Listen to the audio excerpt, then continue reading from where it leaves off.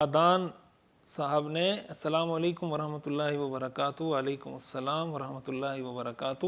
کیا مسجد میں موبائل کے اندر نعت یا بیان سن سکتے ہیں یا واٹس ایپ یا فیس بک چلا سکتے ہیں؟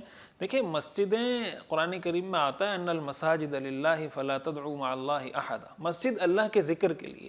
جب آپ مسجد میں گئے تو آپ نماز پڑھیں، تلاوت کریں، ذکر کریں، کوشش کریں، دعا کریں، اعتکاف کی نیت سے مسجد میں رہیں، یہ ایک عبادت ہے۔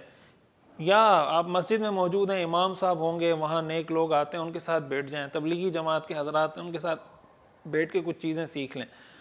تو فیس بک، واٹس ایپ، یہ تو ہم اتنا استعمال کرتے ہیں کہ مسجد میں اس کو استعمال نہیں کرنا چاہیے۔ ہاں، اگر ایک آدمی اعتکاف میں بیٹھا ہوا ہے، اس نے نماز بھی پڑھ لی، تلاوت بھی کر لی، اور سارے ذکر اذکار جو اس کی ساری دین کے مسائل سیکھنے تھے، جو کرنا تھا وہ کر لیا، اب اس کے پاس ایکسٹرا ٹائم ہے، تو اگر اس کے پاس اس طرح کی صورتحال ہے کہ وہ اس کو استعمال کرتا ہے اور اس میں کوئی غلط چیز ہے، ظاہر ہے آپ جب یوٹیوب استعمال کر رہے ہیں، فیس بک استعمال کر رہے ہیں، اس میں فحش چیزیں آ جاتی ہیں سامنے، خواتین کی تصویریں آ جاتی ہیں، میوزک چلنا شروع ہو جاتا ہے، تو خدا نخواستہ اگر یہ چیزیں آپ مسجد میں چلائیں گے تو اس کا گناہ اور ڈبل ہو جائے گا۔ یہ بہت خطرناک چیز ہے۔